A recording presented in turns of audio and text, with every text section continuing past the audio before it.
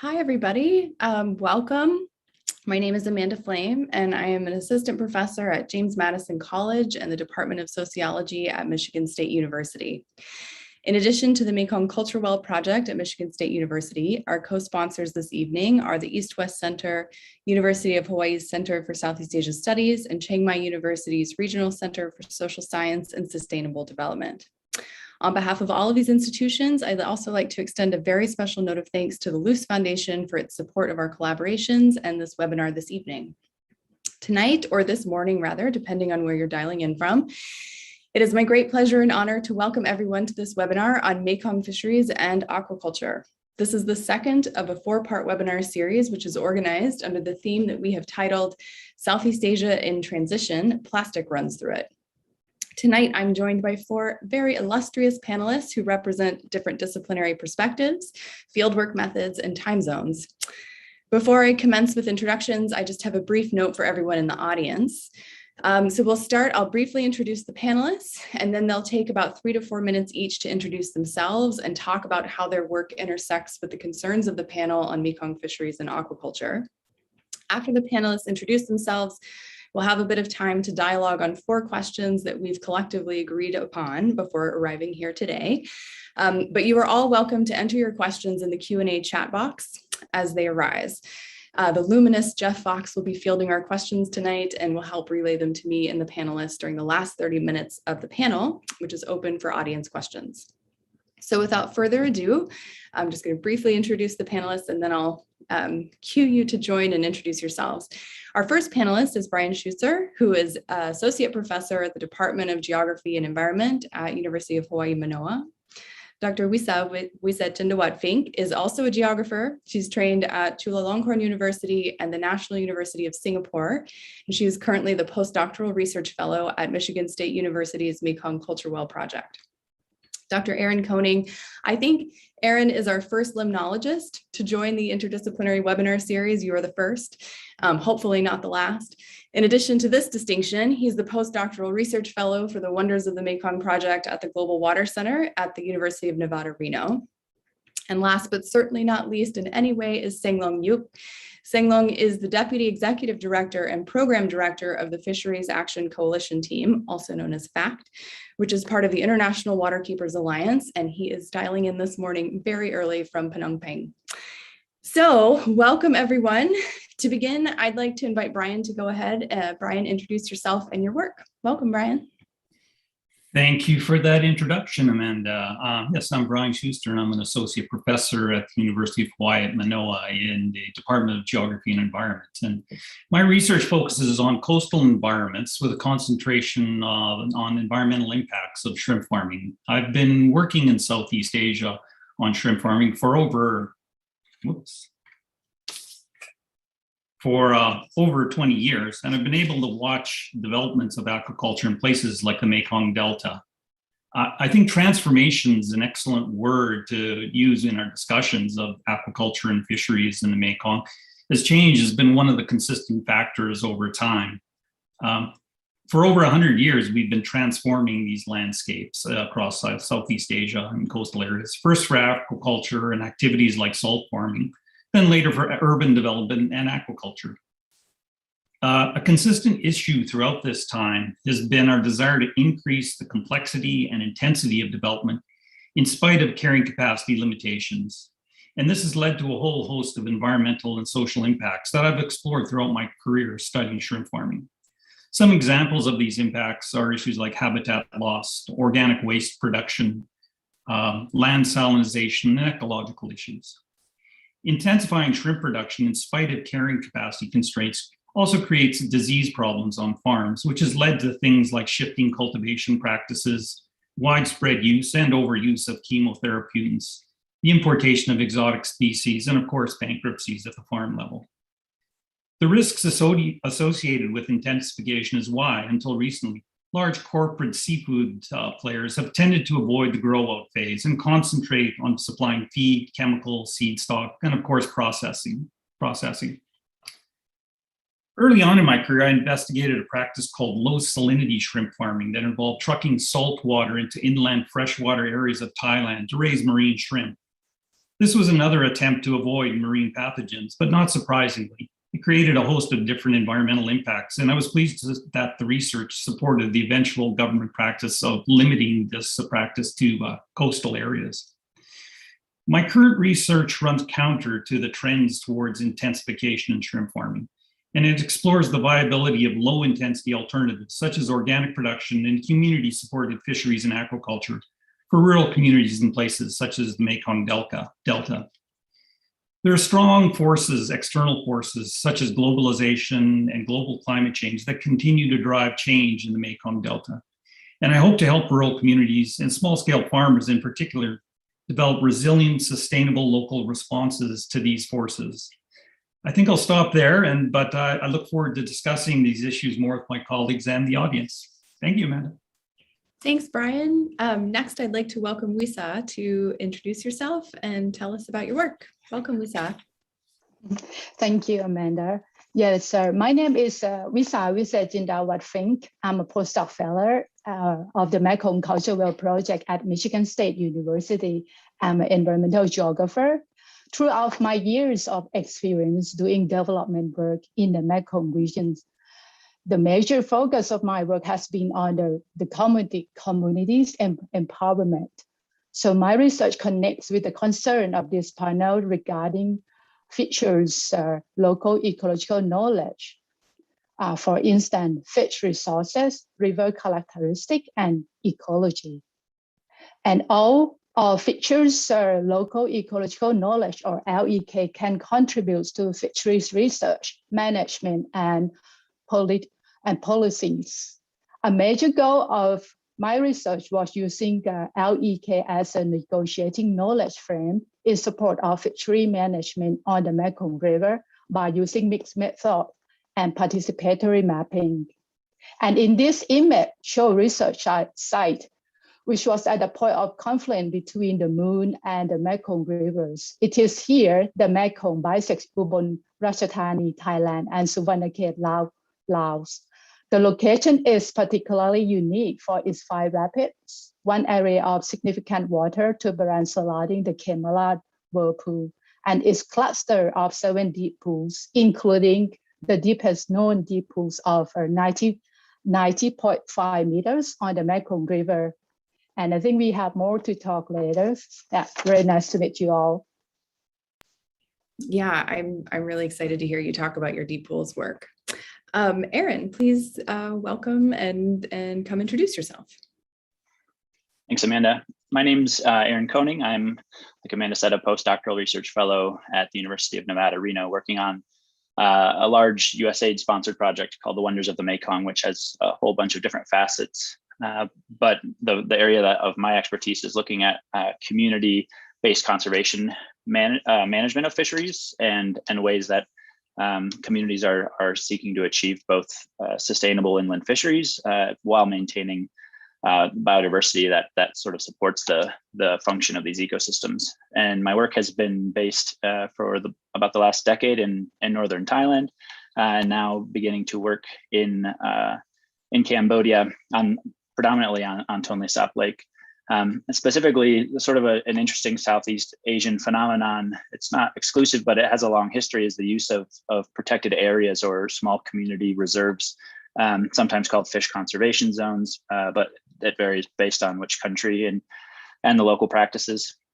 But these are just areas that communities recognize that if they don't harvest fish in, that there's a benefit to them, and that those populations of fish can increase in number and support their fisheries in the long term.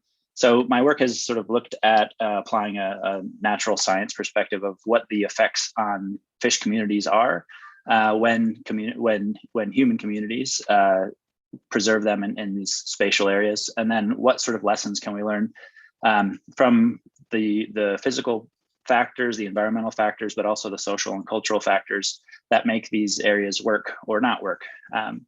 And so that's what we're looking at in Tonle Sap, where there are large government-run reserves where no fishing is allowed, and then communities are also implementing their own management strategies. So I'm excited to discuss with this group the community's capacity to manage resources and also the challenges that they face in doing so. So thanks. Yeah, thanks, Aaron. Senglong, welcome. I'm really excited for you to introduce more of your work and your organization. Please go ahead. Okay, good morning from Phnom Penh, Cambodia. It's very early morning for me, but I'm very happy to be a speaker in this very important webinar. And this is Senglong, the Deputy Executive Directors and as well as the Program Director of the National Cambodian NGO Fishery Action Coalition team, FAC.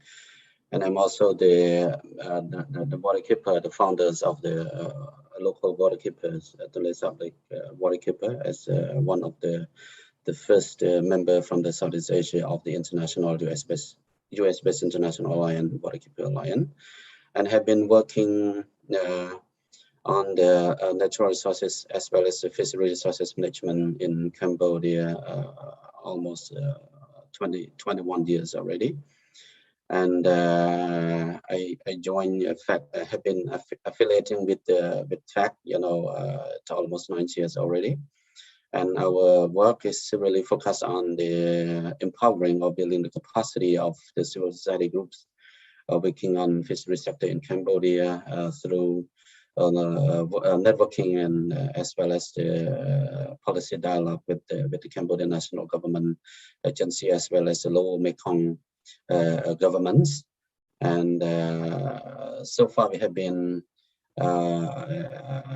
hosting, 3 important national networks. So one is NGO Coalition on Fishery. It is a platform for the NGO who work on the fishery sector in Cambodia, and then there are 39 national and international NGO are the members of this group. And then the second platform we call the Coalition of Cambodia Fisher. This is a platform for the grassroots community fishery across Cambodia, and then there are 116 community fishery cross members and the members of this the Coalition of Cambodia Fisher. And then we're also hosting another multi-stakeholder platform we call the Cambodia Fishery Network, CFN. And this is a platform of the combinations or compositions of the 3 important stakeholders. One is a government agency, and then another one is the NGO working on the fishery sector, and then the grassroots community fishery. And then there are 172 members of this multi-stakeholder platform, and we have been working very closely with especially with the national government agency in order to ensure that the local fishery resources are really effectively and sustainably managed, in the 3 main regions in Cambodia, including Mekong, Coastal, and Tonle Sap. But Tonle Sap is our starting point, from the very beginning in 1999 that we started our work. We started our work from Tonle Sap, Red Lake, and would be very happy to have a further discussion in the next sessions. Thank you. Thank you, Senglong. I already have questions, but we are going to, it says unmute myself. Can you hear me, everybody? Okay, all right, sorry. All right, so before we move to an open discussion, right, we're gonna take the next 40 minutes or so to let the panelists dialogue on 4 questions that we have predetermined. And each panelist will have a chance to lead on the response of questions, and then the other panelists can follow up with additional ideas and experiences from fieldwork, but also hopefully a chance to respond. So our first question will be taken up by Brian and would be followed by Wisa, then Aaron and Senglong. Question 1 for Brian. What have been the most significant transformations in Mekong fishing and aquaculture that you have witnessed in the process of your fieldwork? Okay, thank you, Amanda. Yeah, I've talked a little bit about this already in my introduction about this drive towards intensification in the aquaculture sector, in spite of carrying capacity concerns. But I think an issue I'd like to clarify with everyone is a question about transformation from what to what. And in this case, I think a few photos will be helpful. So I'll share my screen and hope this works.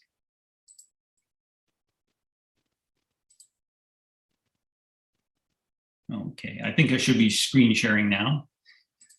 So all 4 of these photographs show a shrimp farm in the Mekong Delta. The 2 on the top, the rice shrimp and the Mekong and the mangrove shrimp, are both low intensity systems, and they're not really what most people would think of as a shrimp farm. In these cases, they're very low stocking densities. They use natural feeds, and the shrimp are really just in the channels surrounding the rice fields and the mangrove. On the lower right, the lower left, we have an intensive shrimp farm. And this is what most people think of when they think about a shrimp farm in Southeast Asia. It has higher stocking densities, so around 50 to 100 post larvae or baby shrimp per meter. Then the low intensity systems are below 10. And they're open systems, so water comes in, wastewater goes out, and that creates disease issues and most of the significant environmental impacts associated with these systems.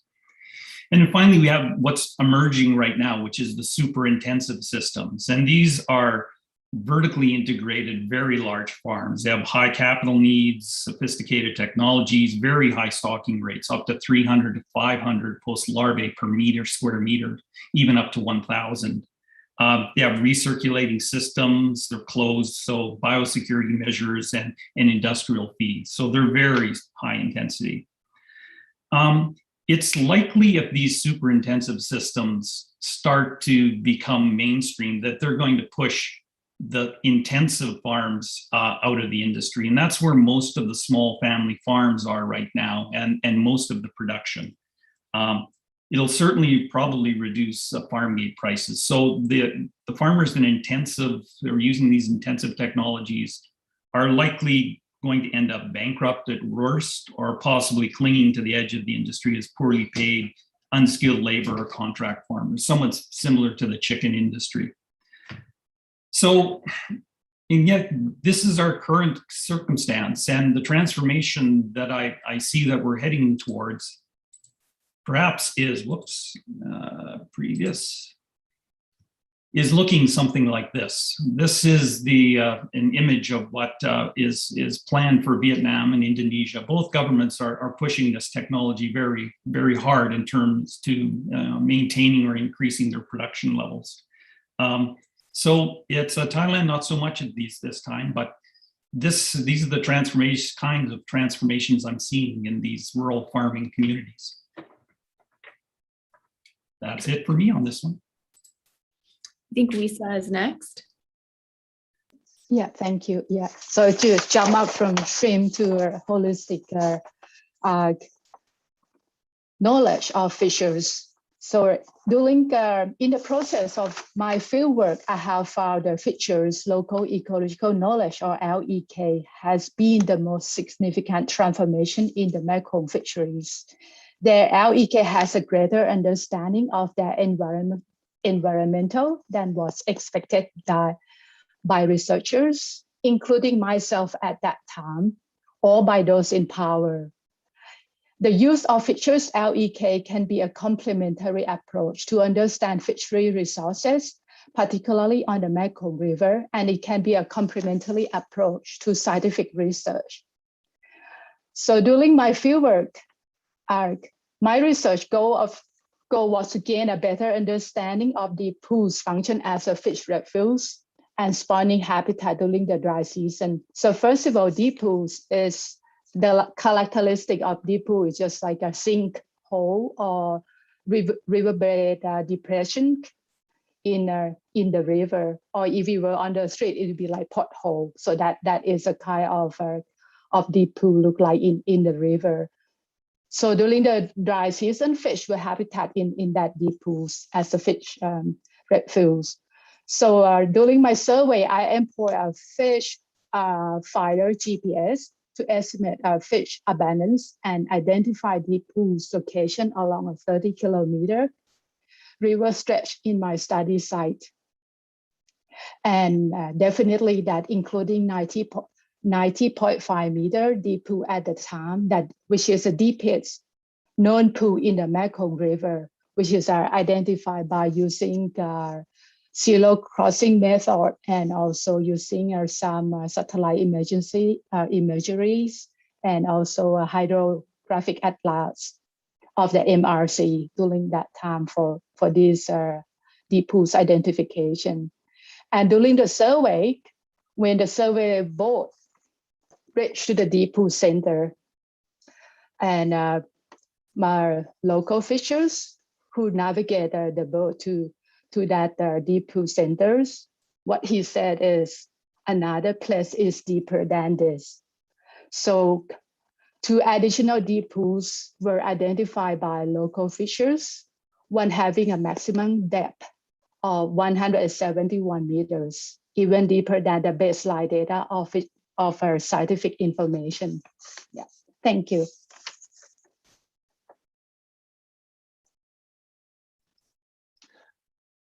I'll go next. I think one of the, first there's just so much that is changing in the Mekong region, whether it's flows on the river itself, it's the livelihoods of communities in response to that. As somebody who focuses on fish, one of the biggest changes that we have some of the best data for sort of going back in time is showing that fish are being caught in fewer numbers in the last 20 years.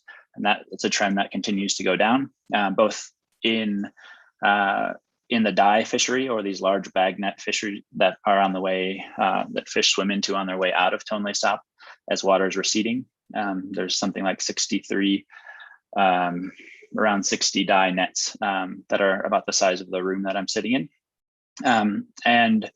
And the number of fish that are being caught has gone down substantially. That in just in the last couple of years, there are a number of dye that haven't even been deployed because the economic benefit doesn't outweigh the cost of implementing them. So that has happened in the last couple of years. We also see that in the long-term records that the Mekong River Commission has kept of fishermen reported catches using gill nets in the lake itself. But the composition of fish that are being caught in those 2 different places are also different. So not only are the overall numbers or the overall weight or biomass of fish that's being caught going down, but that composition of which species are now dominating is also going down. And what we're seeing in that time window is that the sort of historic, large-bodied, long-lived, highly reproductive individuals or species of fish are declining faster than smaller fishes like the tray real or some of the other small-bodied long-distance migrants. And so this is fundamentally changing the community of fish that are there. And there's a lot of research now that's going on to try to figure out how the changing river flows, and whether it's a late onset of the rainy season or if it's the timing of when the river changes direction to fill Tonle Sap Lake because of its unique hydrology, that we're trying to figure out what these changes might mean for the future of fish communities. Another big change that's happened is that what was historically a private system of fishing lots on the lake has been sort of abolished from 2001 and again in 2012. And then communities have now been put largely in charge of managing areas and resources on their own. And that has created a whole host of changes in the lake system too, which I think we can talk about later, but those are the changes that I've been aware of. Thanks, Aaron.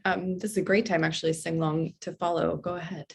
What are the biggest changes you've been witnessing in the time you've been working on these issues? Yeah, sure. There are numbers that I just would like to add on what Aaron just mentioned. There, even though there have been, like a very strong effort and commitment from the civil society group as well as the government agency in order to effectively conserve the fishery resources in Mekong as well as in Tonle Sap Great Lake, but there are still some challenges that have emerging so far, especially within the past decade, especially the impact from the climate change as well as impact from the hydropower development. It's really created huge negative impacts on the fishery resources, especially in the Tonle Sap Great Lake. As the ecological flow, normally the water started to flow in from the Mekong into the lake in around late June or early July, and then started to flow out from the lake back into the Mekong in around late October or early November. But now it's really completely different, from the past decade. The water started to flow into the lake. At the moment, it's a bit late. Let's say example from the experience in 2019. the water started to flow on 12 August 2019, 12 August, so which is almost more than 2 months late, the water flow into the lake, and then prematurely the water started to flow out, into the Mekong on the 28th August.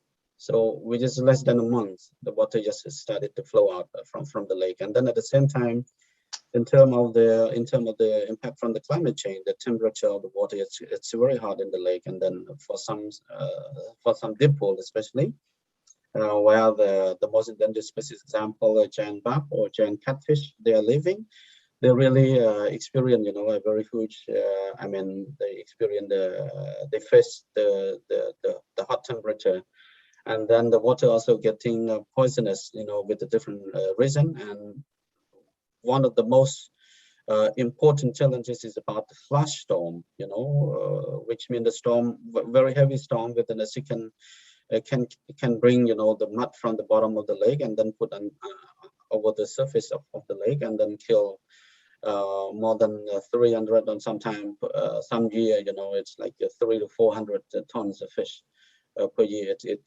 People, the life condition of the local fisher who live in the floating villages is really facing a big impact, big challenges in terms of the livelihood. Thank you. Thank you, Singlong. Actually, I'm going to throw this right back to you, which is to ask the second question. You're very ensconced in working with communities and dealing with these transformations. So how are communities coping? How are they navigating these transformations? And to the extent that you can describe maybe different experiences or different political capital, anything that you'd like to draw on would be really helpful. Thank you. Okay, thank you, Amanda, for this second question. In order to cope with all these kind of challenges on transformation, it's very important to introduce numbers of initiatives especially to really improve the diversifying income sources of the local fisher. Especially for those who live in the Great Lake, that they really totally dependent on the local fishery resources for their daily consumption, for the economy, for their children education, for their maintenance, so on and so forth, even for the social capital or social event, that they're really dependent on the income from the fishery resources. So that's why now the civil society group, as well as development partners, also the Cambodian government, we introduce, the diversifying income sources by not just putting much more pressures on fishery resources.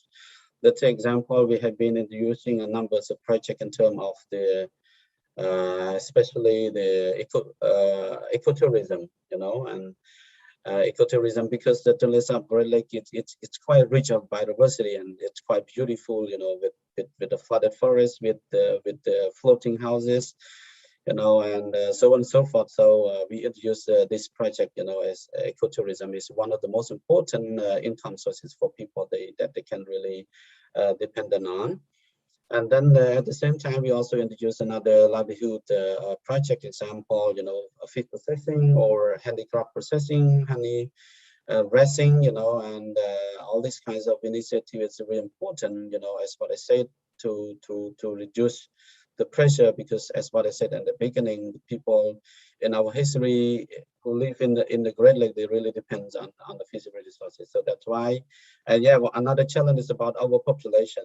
Our growth of the population in the lake, it's also putting a very high pressure on the fishery resources. So that's why introducing the livelihood, diversified livelihood incomes is quite important, for the local fisher who live in the Great Lake, and we have been introducing, and even a lot of development partners, European Union and American-based foundation, even German-based foundation and ministry, they also support, provided a grant, to the civil society group, to the NGO who are working in Cambodia, to reduce or to support this kinds of project, you know. And but anyway, then we just started to support these kinds of initiative within less than around 10 years. So that's why we need more time, you know, and more commitment to really make sure that these kinds of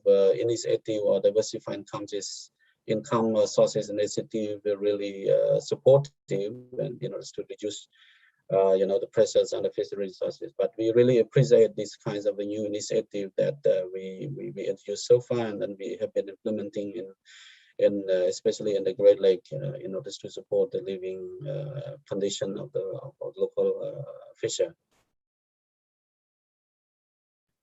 Thank you, Singlong. I think Wisa, you're next. Yes. Yeah, how have communities been navigating these transformations in your field sites?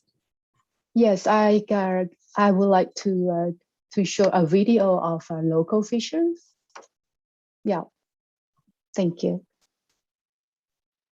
ไม้แต่ก่อนเนี่ยค่อยขึ้นเรื่อยๆขึ้นมาเรื่อยๆตามฤดูกาลหน้านี้ปลาช่วงนี้จะขึ้นมาถึงนี่จะถึงจุดนู้นจะถึง3,000 โบกจะถึงช่องแคบเขาจะรู้แต่เดี๋ยวนี้มันแนวน้ำขึ้นน้ำลงปลาจะงงเลยจะรัฐบาลจะไม่มีนะจะมีแต่ NGO มาก็เป็นนักศึกษามาว่าคุณต้องการไม้เขื่อนต้องการไม้ประมงเขาก็เข้าปลามาให้ปล่อยปลาปล่อยปลาลงน้ำโขงมันเอาตัวรอดยังไม่ได้ส่วนมากปลาที่มีนี่คือปลาค้างวังคำว่าวังก็คือเบือนเหมือนกับหาดทรายจะเนินลงไปแล้วก็ลึกลงไปเรื่อยๆจะเรียกวังน้ำลึกหลุมส่วนมากเขาจะรู้คนที่ดักตะข่ายจะรู้ว่าหลุมตรงนั้นต้องปลาเข้ามาอยู่จะเป็นอย่างนี้เวิ้งอย่างนี้หลุมจะอยู่ตรงนี้ปลามาจะมาอย่างนี้แล้วก็พักอยู่หลุมตะข่ายอยู่ด้านบนพอปลาที่จะออกจากหลุมก็มาโดนตะข่ายถ้าตุลานี่ปลาจะเริ่มเข้าห้วยน้ำเต็มฝั่งนี้เขาเรียกห้วยปลาเข้าไปวางไข่ก็คือถ้าหมดตุลาพฤศจิกาน้ำลดปลาจะเริ่มออกจากห้วย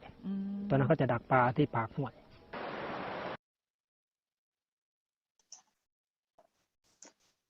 Yeah, from my part, that to add in from this video that we can see how much fishers' local ecological knowledge know about that river, why the government who oversees power and rules and regulation in fishery management has ignored fishers' LEK and their voices. Yeah. According to this, the fisher, he mentioned that there are some intention of the government's activities show a clear lack of scientific understanding and biodiversity by releasing non-native species. For instance, tilapia nilatica or planin or silverbar platypian into the river on the National Day. So in this case, the fisher tried to point out that these fish did not school in shelter areas or deep pools, but stay along the riverbank and were caught for food later on. So this such lesson learned, the government was required to ensure that the released non-native fish could adapt successfully in the environment. Yeah. Thank you. Thanks, Visa. Aaron, I think Aaron, I think you're up, and then Brian. Thanks.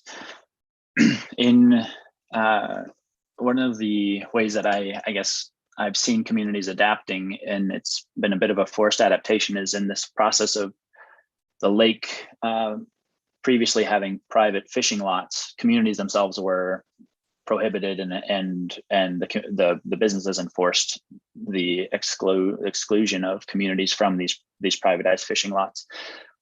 Well, since that system has been abolished and changed, now communities have been given the opportunity to create what are called community fisheries. It's an official management plan that's a co-management plan with the fisheries department in Cambodia. And what that entails is a delineation of an area in which a community is supposed to have exclusive access to the fish. And as part of it, there is a reserve area that's supposed to be delineated in which no harvest is allowed, especially during the dry season when there's refuges around the edges of the lakes. And the way that communities have adapted to this is that some communities have been able to successfully at least proceed with the documentation and submit their requests to the government for their areas.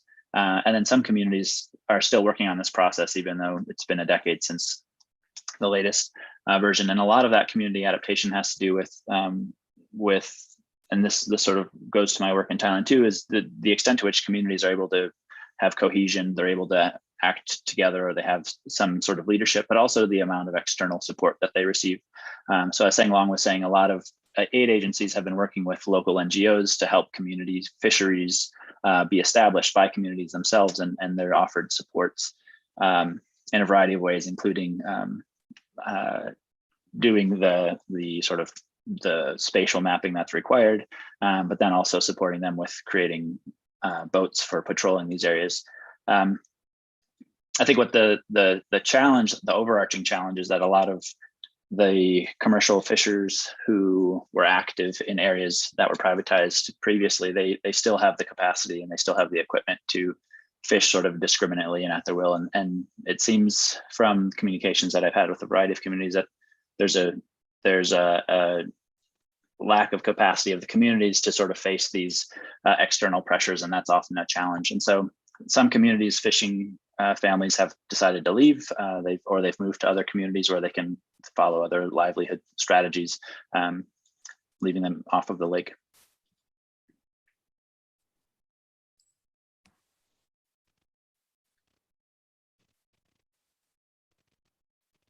Go ahead, Brian. Sorry. Oh, okay. Yeah, go ahead. Sure, thank you. Sure, I'll share screen again quickly.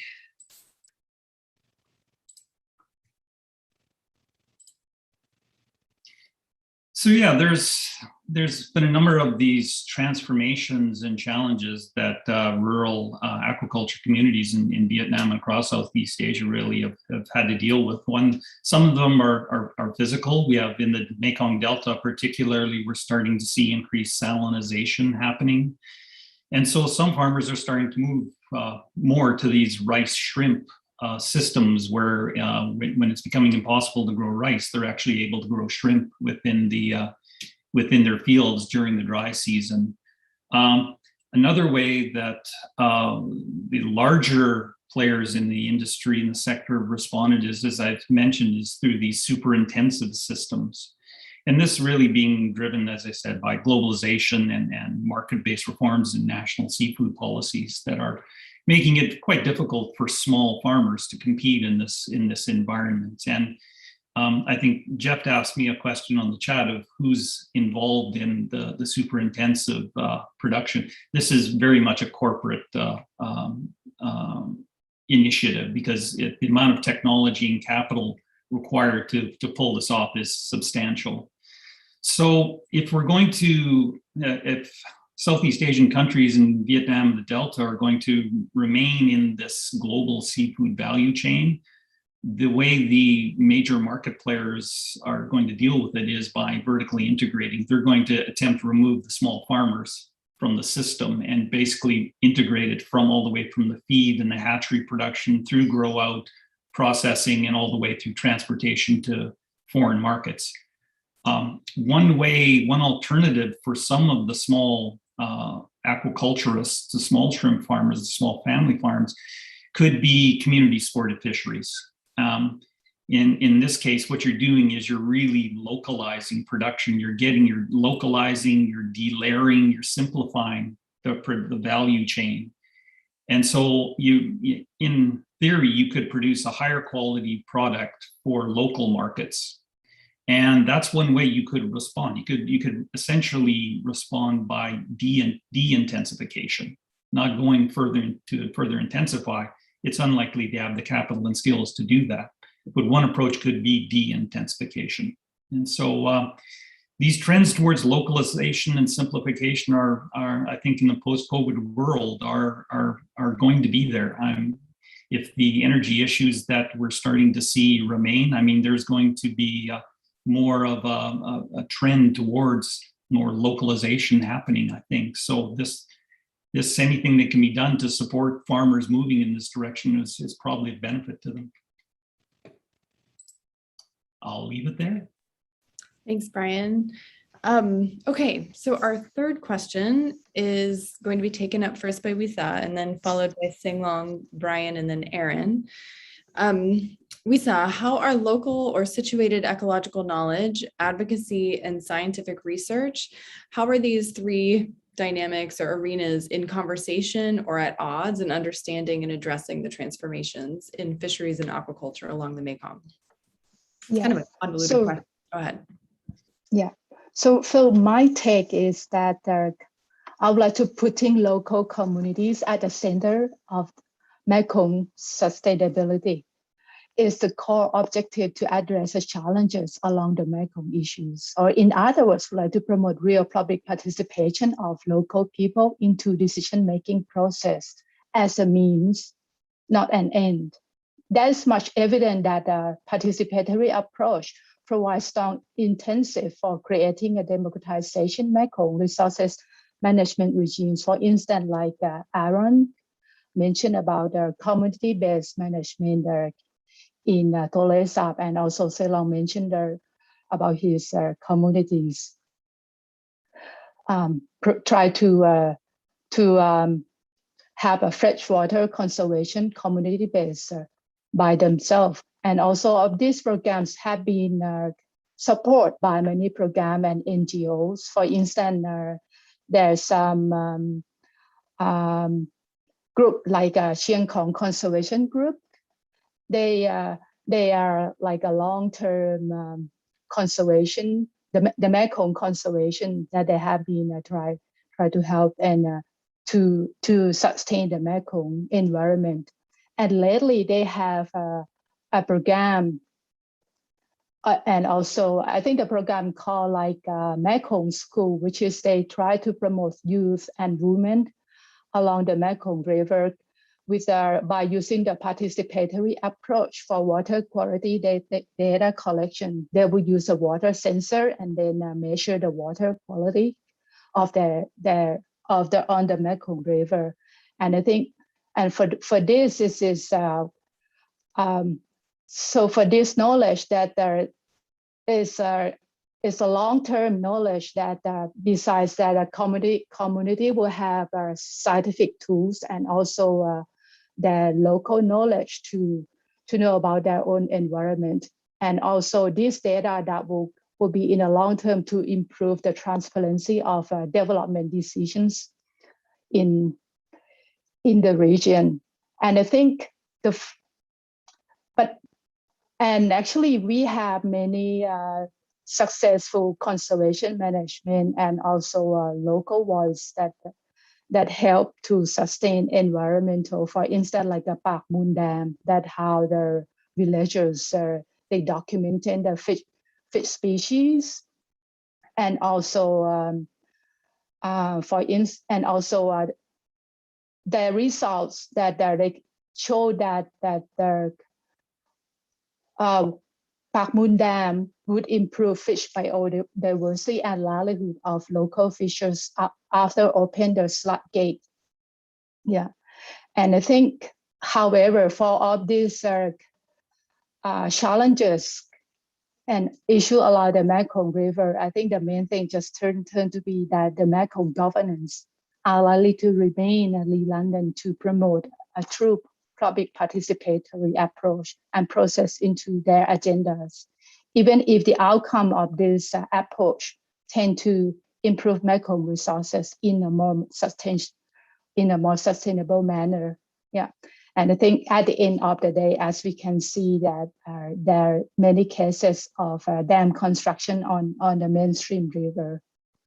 Yeah, thank you. Thanks, Wisa. Sing Long, would you like to go next?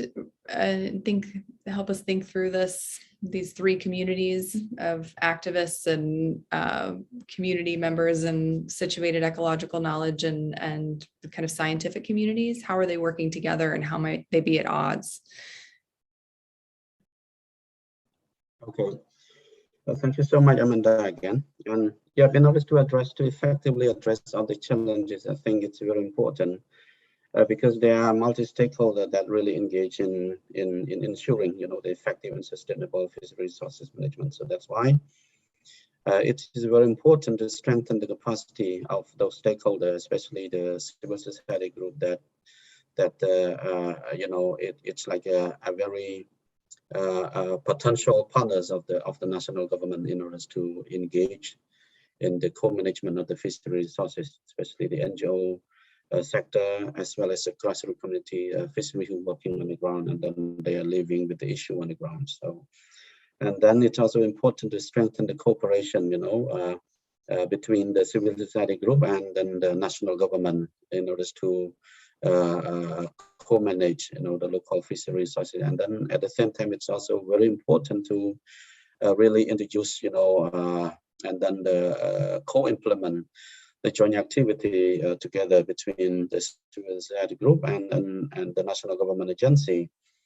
And another important factor, I think, it's also to ensure that there are adequate laws, rules, and regulations to ensure that the fishery resources and as well as the activists, the community fishery activists, are really well protected and really motivated, in order to actively engage in the fishery resources management.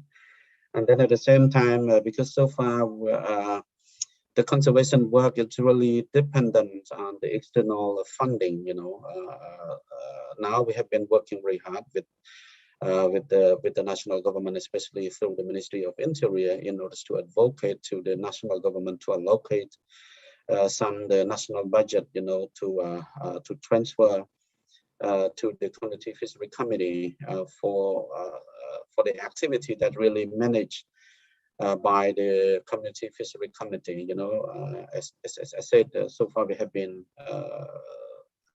very high dependence on the external funding, but we did not really have so much funding support from the national government. So that's why we have been working, and we started to deal with the national government already in 2017, and then lately in the 2019 in December. But unfortunately, because of the pandemic, we absent, to conduct the national policy dialogue again, and we committed to conduct it in 2020, but because of the pandemic, we miss it, and hopefully in 2021, this year, we're going to have it in order to follow up on our previous request for the allocation of the national budget for the community-led fishery resources conservation, as well as the livelihood development activities. Okay. Thanks, Singlong. Brian, go ahead. Okay, yeah, sure. There certainly are a number of people in Southeast Asia and North America looking for opportunities to support lower intensity rural development strategies like community supported fisheries and community supported aquaculture. Community supported fisheries is one way, but achieving this and supporting communities moving in these directions requires fiscal support, it requires technical support, but it also clearly requires social capital and work within communities. And again, I will share here quickly.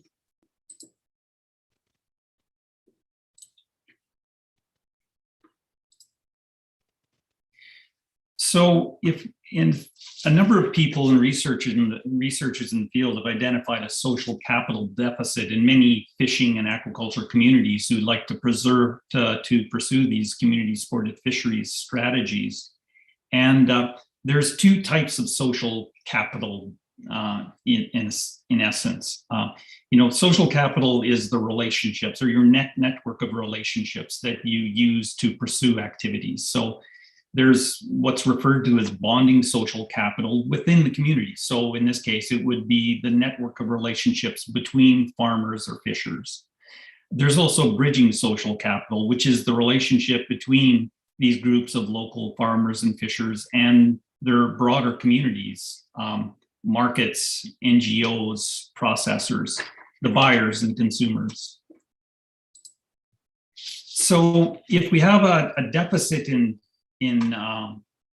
either bonding or bridging social capital, if we have a deficit in both of them, we have what's referred to as extreme individualism. Really, we have the wealthy solve problems with financial capital and the poor have fewer options. And I think in many cases, that's what we're seeing with this drive towards intensification that's very capital and technically intensive on one end, and then we have the smaller rural family farms on the other side. If we do have positive bonding and bridging capitals, then in this case, we can have locally initiated change that's driven by the communities that define their own goals, but they have access to external resources.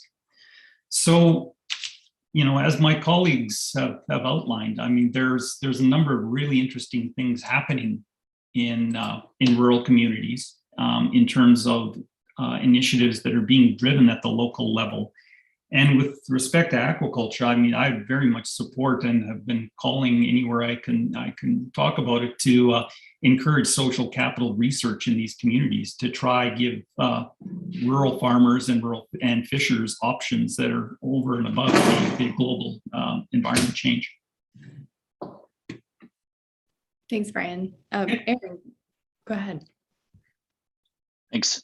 I think the way, well, currently sort of having worked with the Fisheries Administration in Cambodia, having spent time in communities and with NGOs, there is definitely, there's not a lot of bridging in at least in my outside perception. And again, I'm learning a lot as I'm spending time there. But what I think we've seen and sort of getting outside of Southeast Asia, but where this sort of co-management model has been used to a pretty good effect in coastal fishing communities, as long as there are the sorts of supports and if social capital is realized, and if certain things like if the community feels empowered to manage that resource, if they actually feel like there's ownership of that resource. And I think this is a system, that the model of the CFIs or the community fisheries in Cambodia has been modeled after, because it has seen some successes, particularly in artisanal fishing communities. One of the unique challenges of inland fisheries is that people who go out on the ocean typically are fishing with boats. They typically come back to a port. There's a sort of single exit, single entry point. And so managing fishing and counting fishing effort is a lot easier than, say, communities spread along a river where everybody might be fishing from the bank. Some people have boats. And so I think what has been done so far from the sort of the fisheries technical side has been to try to look at efforts like the dye fishery, where it's easy to collect information, but that leaves communities in a very difficult position to try to manage their own effort, because people can access their resources from wherever. And so without that government sort of empowering the community to manage their own resource through these things like funding, like Sang-Long was saying, and the social capital, like Brian was mentioning, I think it's going to be a very strong challenge for these communities to manage, without that support and feeling of empowerment and the financial capacity to do it. I actually am inclined to intervene with new questions based on what you all have said, but we will get to our last question, and then I can come back to them. And I hope, just to reiterate, everyone, you have the Q&A function at the bottom of the screen, and please feel free to ask anything. I mean, to remind you, right, these webinars are an entry point for many of us who are concerned and interested broadly in issues that around either substantively around fishing and aquaculture, also about the Mekong and mainland Southeast Asia and island Southeast Asia, et cetera.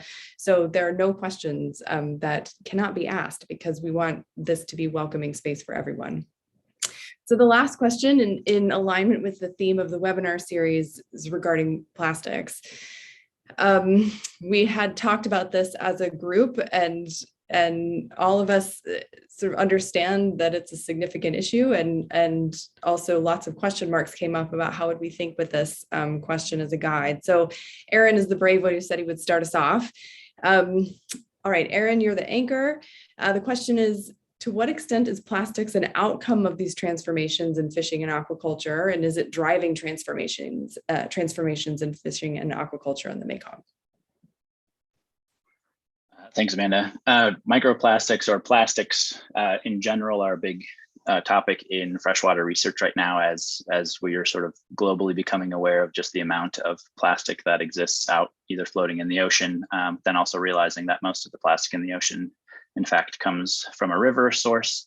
And Southeast Asia has some of the most the highest plastics, single-use plastics use in the world, which may not surprise those of us who have gone and eaten food off of the street. And a lot of that plastic is just, the challenge is the disposal of that plastic. And so thinking of my time on the lake, it's striking that, in the dry season, when the lake is low, you'll find single-use plastics exposed in the trees. You find plastic bottles that are used for fishing nets. And so these are forms of plastic that not too long ago just didn't exist, and there were alternative means of carrying things around. Once those plastics are in the system, they slowly get degraded, broken down into small pieces. And what people are finding is that there's a lot of not only just the physical contaminant of the plastic, but those plastics often have chemicals that mimic hormones, and they can actually change biology of organisms besides just filling the stomachs of fish. So I think one of the only paper that I've seen coming out of it's from Thailand. It's on the one of the tributaries of the Mekong. Is 78% of the fish that they captured, their guts had pieces of plastic inside of them, and the vast majority of that plastic were small fibers that they traced to be coming from aquaculture pens that were in rivers or fishing nets. So if we think about the sort of rise of fishing effort, with both the number of people who are fishing with population growth, but also the capacity of each individual fisher person to catch fish, it's gone from having to create nets out of fibers, natural fibers, having to create traps out of bamboo or rattan or other things. Now those biodegradable natural fibers are being replaced by plastics. And that production means that fishing nets now, rather than you and your community having to hand tie nets made out of fibers, now you can have a ½ kilometer of monofilament plastic fishing net that's been created and is quite inexpensive. And so these things go out, they're put out in the system. Each fisherman now has far more capacity than ever before to catch fish and to use this gear repeatedly. And then also to handle and process fish and transport them long terms with coolers and that sorts of things that are also made out of plastic. And so each individual has a great capacity for increased fishing effort because of these plastics. Plastics make it possible. When these plastics, often another thing that you'll see in the lake is nets that have either been lost or discarded, and that these nets just don't go away. We call them ghost nets. They continue to be effective at killing fish. Unfortunately, when they're buried or submerged or stuck in a tree, they just kill fish, and there's no fisher to remove those fish. So these are sort of the sort of long-term implications, and the rise of a lot of the plastics use in the last 20 plus years. I think you can look at the impacts on the fish communities and what we're just starting to understand about the role of plastics and the impact it's having on fish and how they accumulate within the fish that eat other fish and ultimately humans who might be consuming those fish. That's a sort of a burgeoning field right now in ecology. It's really helpful in thinking through the dynamics, actually linking to many of the dynamics that a lot of you have already touched on in the introductory statements as well. To clarify, Aaron, so, and I think for the audience who are very variably knowledgeable about this, so you're saying the introduction of plastics and replacement of natural fibers by plastics both is facilitating the intensification processes that Brian is talking about but also fishing intensification, right? So then that I mean, it's all of these things are, for those of you who are doing deep field work on these issues, you forget that the rest of us, it's not necessarily immediately apparent. So it's really helpful to draw us into the space and help us kind of think through these processes. Singlong, I think you wanted to follow up a bit on this as well. Please go ahead. Sure, and thank you so much, Amanda, and especially the Aaron, that you really have a very good good knowledge about the plastic issue. Yeah, but I just would like to add on what Aaron just mentioned. Plastic in Cambodia, especially at the Tonle Sap Lake, it's still really a big question, and so far we did not really have a very good technology, not really a good attitude of the public yet, because people, they just throw the plastic into almost everywhere. And especially for those who live in the floating villages, as what Aaron just mentioned, during the dry season, especially at some shores of the bank, you can see a lot of plastic along the bank or along the shores of the lake, and I think the plastic it's already a big issue, but at the same time, at the lake, we also facing another pollution issue, not just on the plastic, but also the liquid from the engine, from the boat engine, that the driver of the boat, they just throw the liquid from the engine directly into the lake. And there is also a question or the issue of how do we call it, human waste, and also the driver, from the baby who live in the lake. It's still a big question, and so far we did not really have many projects yet, to really address all these kinds of issue. But for fact, ourselves, with the financial support from the German Federal Ministry for the Economic Cooperation and Development, BMZ, we pilot the project in one commune in Kampong Thom, which is one of the 6 provinces in the lake. And then with the successful implementations of the project, we call eco-waste management. Now we get around 200,000 euro, out of the total 5 million euro from the European Union to replicate this project in others 3 provinces at the west of the Great Lake, including Siem Reap, Banteay Meanchey, and Battambang, in order to address all these kinds of plastic issue. We still use the same project name as eco-waste management, which means that we invest on the equipment or facility, especially we call the waste incinerator, here I also would like to admit that there's still also a question about the, how do we call this, like the warehouse or the place to store these kinds of plastic. So even though there is a project, to collect plastic from the lake, but still a question where we're going to put it. So that's why we come up with an idea, with the technology from the local engineer or from the local company. We burn it, with very environmental friendly technology, and which means that the CO2 not really go into the atmosphere, into the sky, but it's truly absorbed already in incinerator. And then at the same time, for those plastic, especially the bottle plastic, that we can really recycle it. Example, we process into the local furniture. Example of domestic furniture.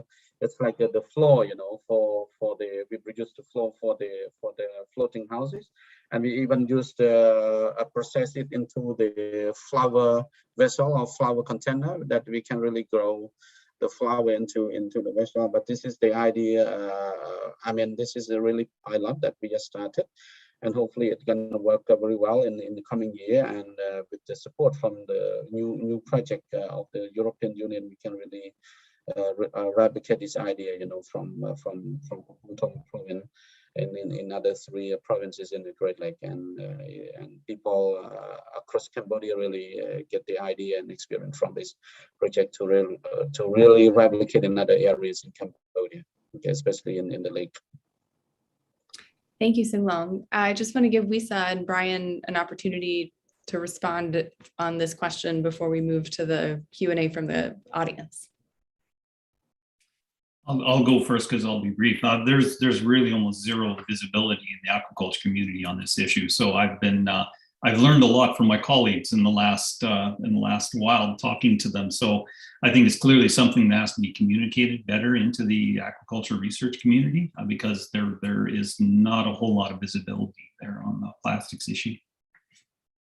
Yeah. I think from my part, that will be related to fishers' livelihood, that how they live along with plastics. Yeah, like Aaron mentioned earlier, that some fishers will use reuse plastic water bottle as a buoy, and also and I saw a lot at my study site that they also use empty bottle to mark their own fishing ground. Yeah, which is just the way that they live with the rubbish, and then they reuse it. And then at the end of the day, that as Solon mentioned, that there are many rubbish over there because of the gravity fall from upstream to downstream.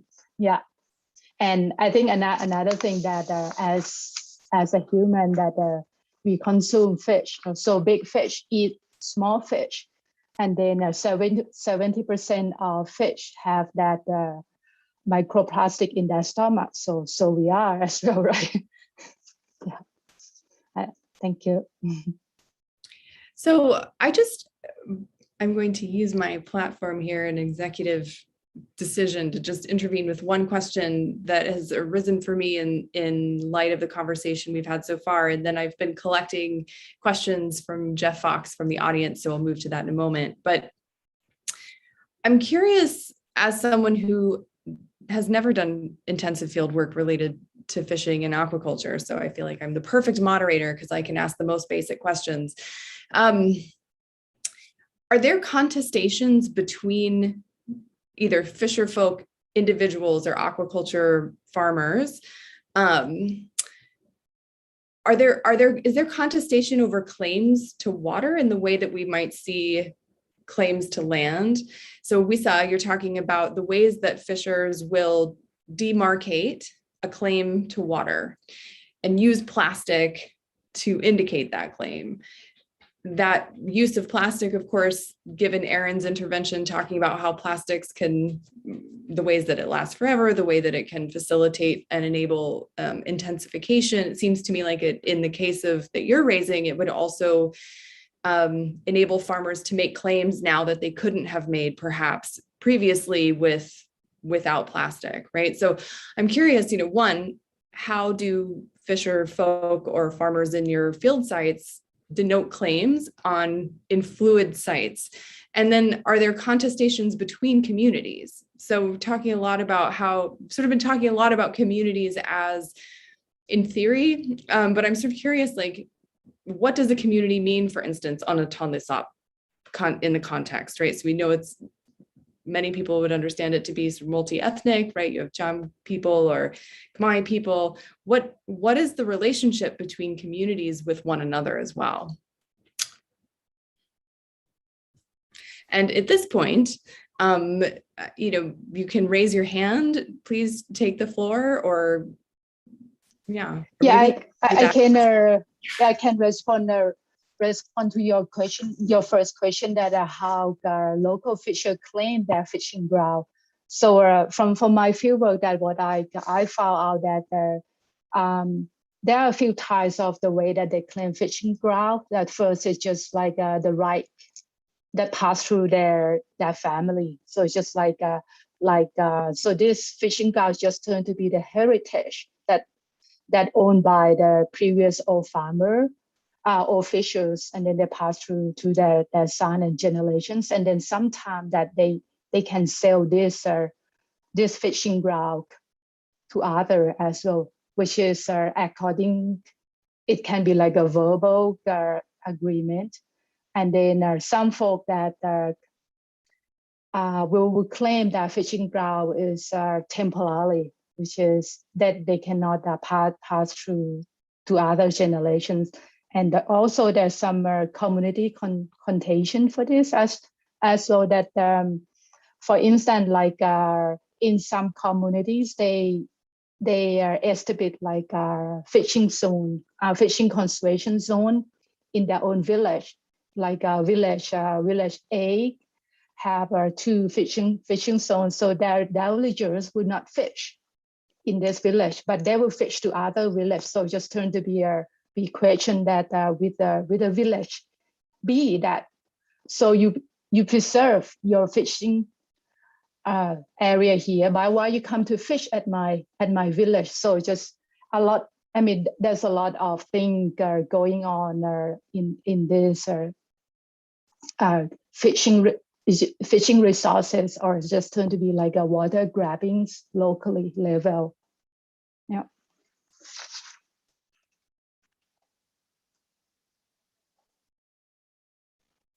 In my experience on the lake, I haven't come across the situations where where fishermen are setting out areas that they are supposed to have exclusive access to. That's sort of supposed to be happening at the community fishery level.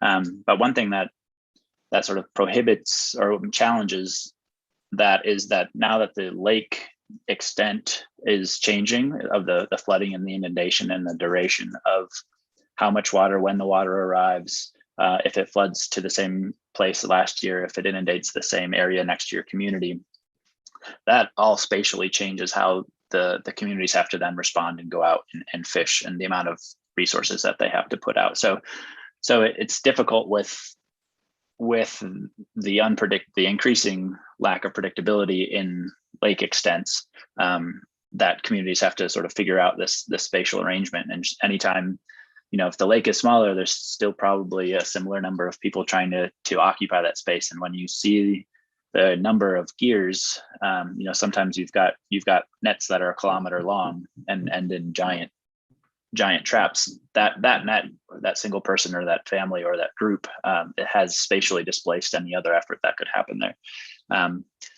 And that's a challenge that is, I think, relatively recent and is something that is being worked out among the communities right now.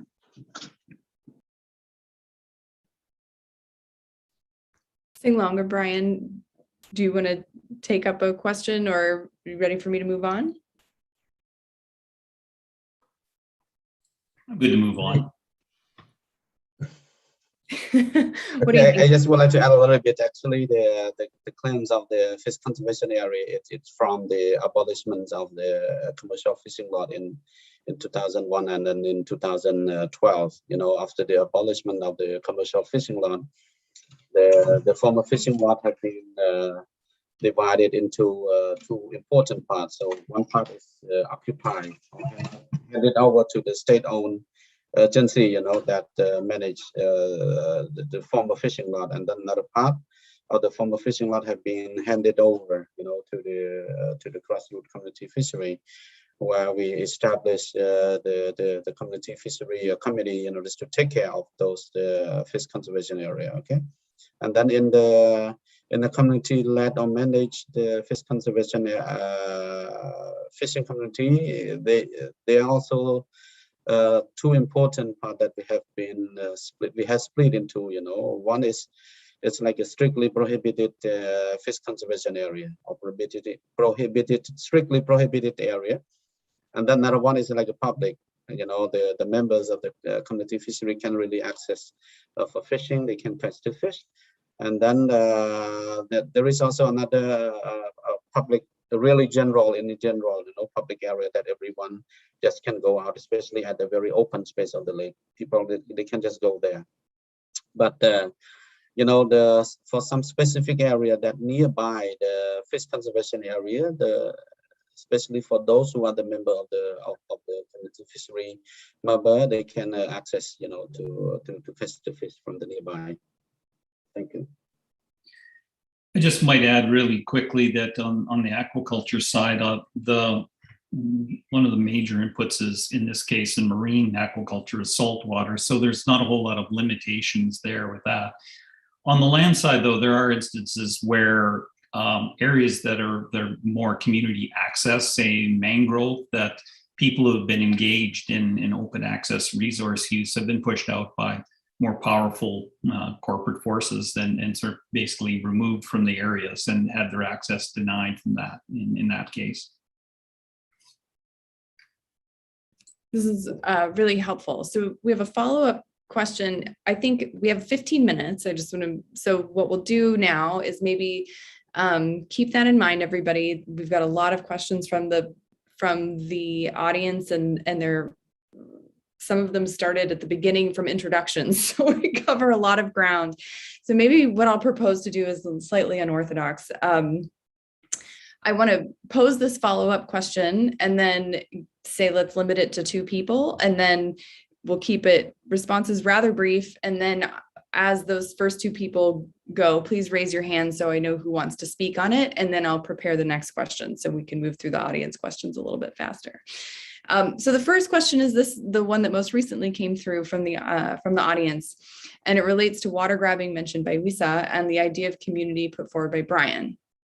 Our audience member says, the actors that seem to be missing from a lot of the logistical discussions of community fisheries are the local officials. They're not always in sync with the strategies of local fishers. To what extent is water grabbing facilitated by local authorities, either ministry actors, village or commune level actors? Yeah, I might start to this question. So when thinking about local authorities in fishing communities, they are out of, they are not involved with the fishing communities.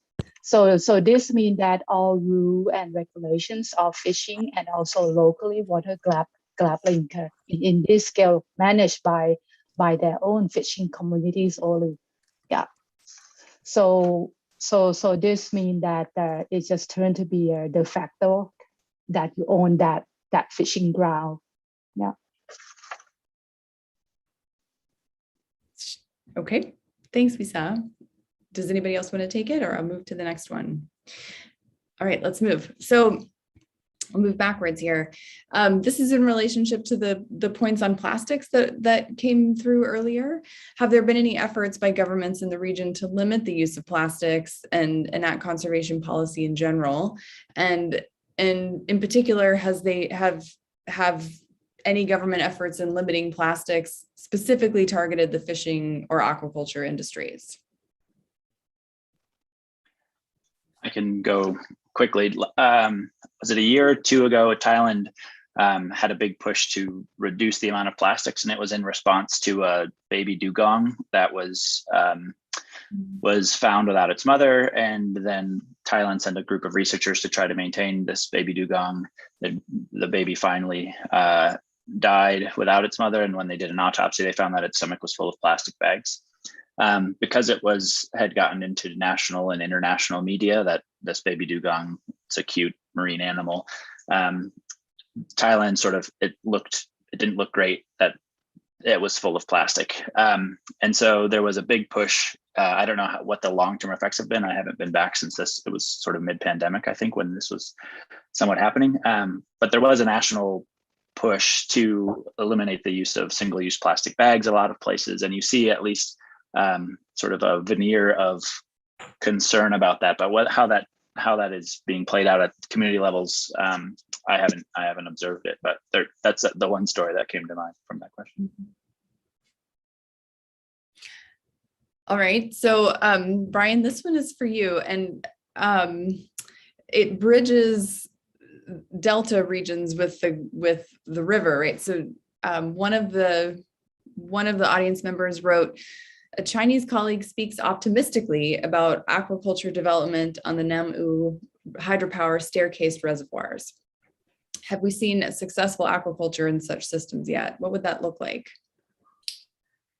Well, anything's possible, done right and done well. I mean, these hydropower systems are going to have a specific capacity to absorb organic waste, particularly coming from the farm. So if it's done within the capacity of the system to absorb the organic waste in particular, yes, you can have a success.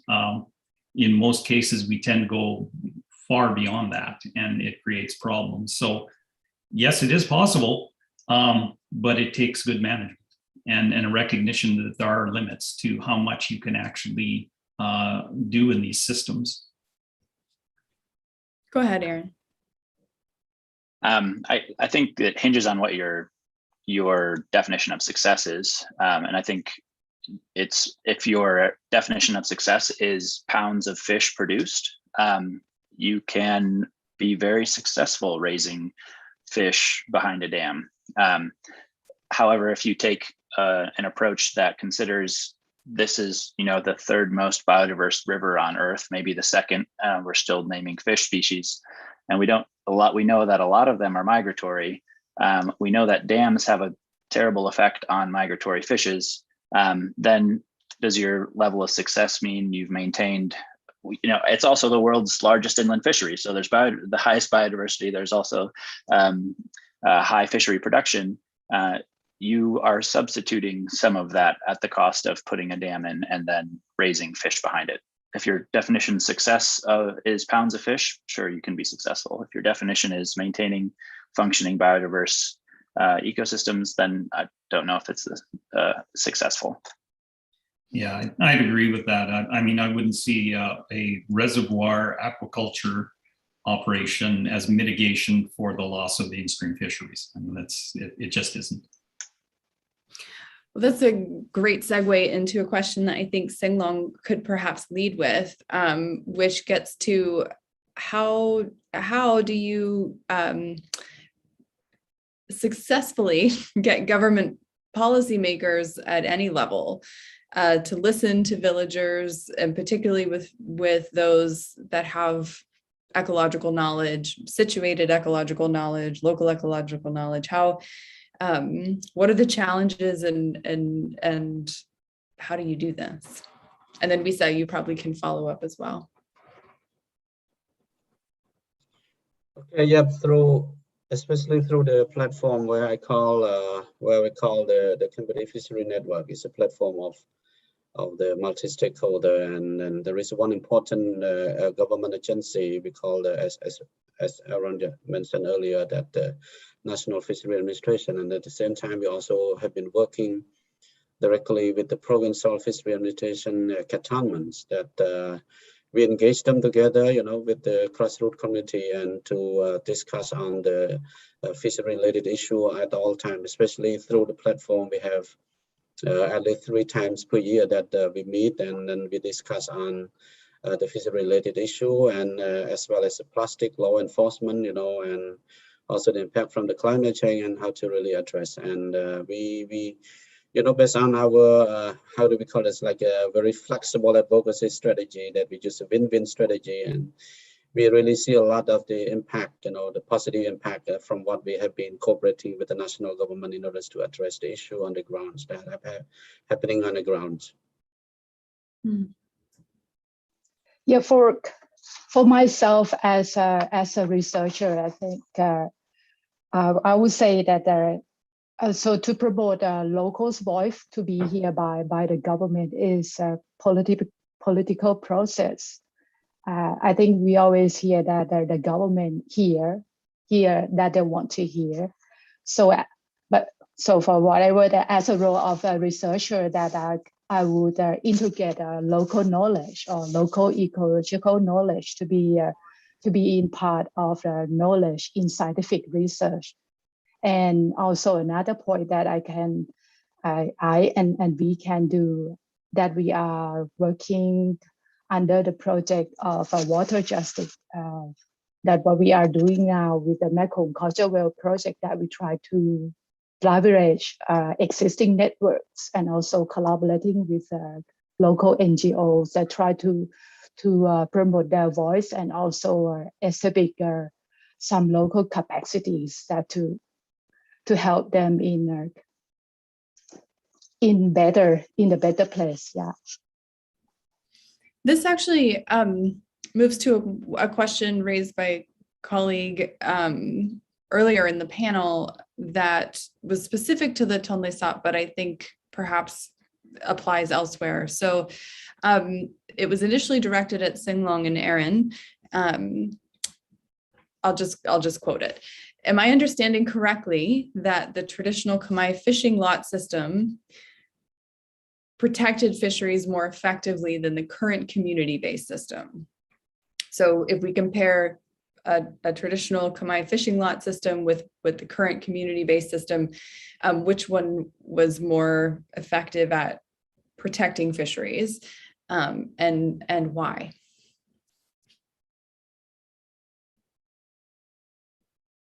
Go ahead, Singlong.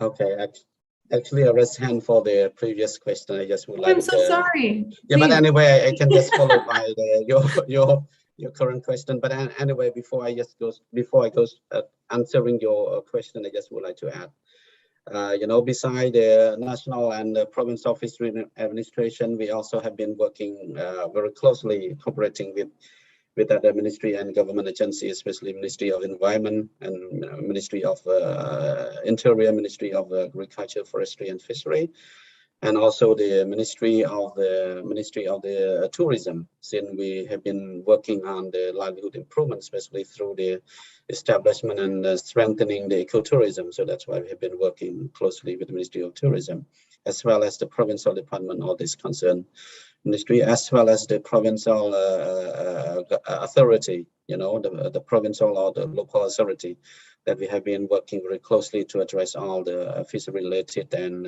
livelihood related issue. Okay, and go straight to the question.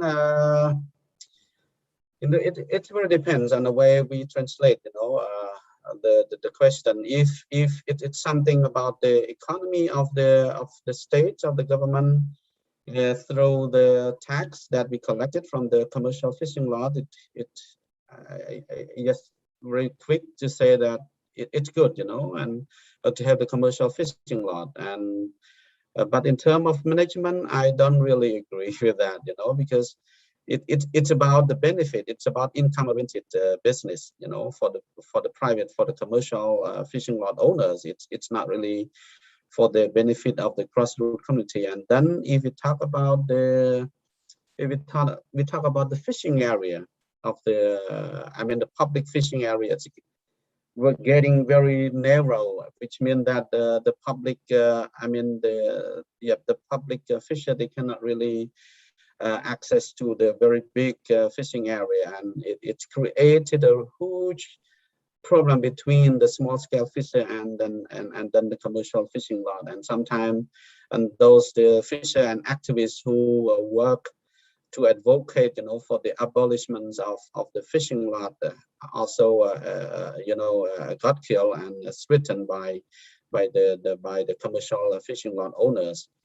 And right now the former fishing lot area have been converted, as I said, into the state-owned fish conservation area, as well as the commune-led fishing area. But the thing is that, we really appreciate the government who decided to abolish the commercial fishing lot. But the thing is that we did not really have enough the financial support, as well as the technical support, to really ensure that the former commercial fishing lot after abolishment have really effectively and sustainably managed. So that's why we really need financial support, not just only from the external funders, but also from the government to really support and to really ensure. And at the same time, we also need to have the adequate rule and regulation, and especially all those rule and regulation have to be updated, in order to respond to the current context of the situation. Okay, but we really, honestly speaking, and very quick, we really appreciate the abolishment of the commercial fishing lot, and we're very happy, but need more commitment, more effort, and more resources to ensure that the abolishment is really bring a lot of benefit for the grassroots community fishery. Okay. Thanks, Sing-Long. All of a sudden, the end of the webinar is upon us, which is terrible, because we're just getting into it, and there are questions about shrimp super intensification and the future of the Tonle Sap, and just really motivating questions that the panelists raise here and that the audience thought to ask. So I apologize that I didn't moderate well enough to get to all of them. I just wanted to say before we close that, I really appreciate Sing-Long, Visa, Aaron, and Brian, your willingness to join us and talk across disciplines and field sites, and invite those of us like myself who are truly interested in understanding more about this. It's such a complex system, politically, ecologically, culturally, that sometimes I think it feels daunting. And we think of Mekong fisheries and aquaculture, and it is such a vast and diverse context. It's almost hard to figure out where to start, but this has been a really, I think, motivating introduction for those of us who are moving in our research and work in this direction to think more deeply on a number of issues. So I really want to thank you for your time and willingness to share your knowledge. And I'd like to invite the audience. Please consider joining us in the next webinar. We'll be discussing oil palm and rubber plantations. And I also want to say, all of these panelists are knowledgeable and accessible. Please reach out to them, reach out to us if you're interested in pursuing more, ask questions, and join us. And if you're interested, if anyone in the audience is interested in perhaps joining or pursuing future webinar series, please get in touch with us as well. So thank you so much, everyone, for your time. I wish you wonderful